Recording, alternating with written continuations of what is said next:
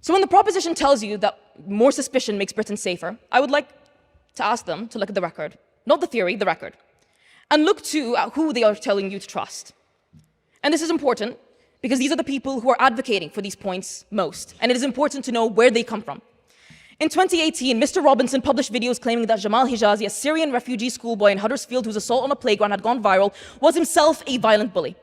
In fact, the video showed him being throttled and waterboarded by other people. Please give me a minute. Mr. Hijazi sued for libel. Mr. Justice Nicklin found Mr. Robinson's allegations were fake and highly defamatory and ordered him to pay £100,000 in damages. He did not go to prison for telling the truth about Muslim grooming gangs. He went to prison for lying about a vulnerable refugee child. Let me finish. Each generation of British Muslims is more educated, more politically engaged, more invested in this country's future. There are serious issues within some Muslim communities, and some of the most courageous people fighting those battles are Muslim women, doing it quietly without a platform, without a hedge fund manager paying their legal fees. So let me end where I began, with my faith and with this country. The Prophet Muhammad hosted the Christians of Najran in his own mosque and invited them to pray there after debating them on a religion that they ultimately did not pick up. They did not convert to Islam. He guaranteed the Jews of Medina the protection of their religion and their descent. The book I believe to be the word of God says in plain Arabic, there is no compulsion in religion. For you, your religion, and for me, mine. That is the tradition that built me. That is the tradition that proposition is asking you to declare suspect. Free speech and debate is not something I do despite being a Muslim. It is something I do because of it. Hold on a second.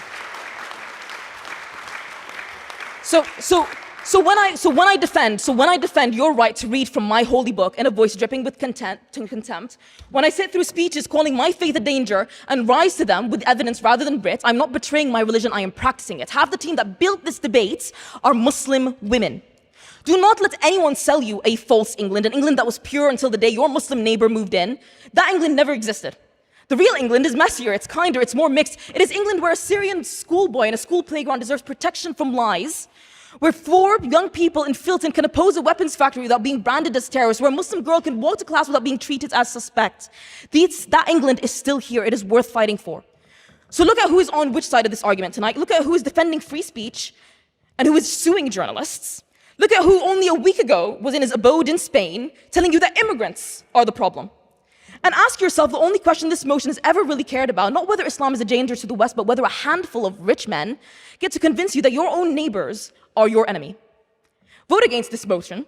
My faith has survived empires. It will survive this evening. Vote against it to protect what is best in your own tradition, the right of every person in this country to be seen as a human being before they are seen as a category. They are not trying to fix this country. They are trying to own it. Do not let them own your anger or your England. We are not, and we never were, your enemy.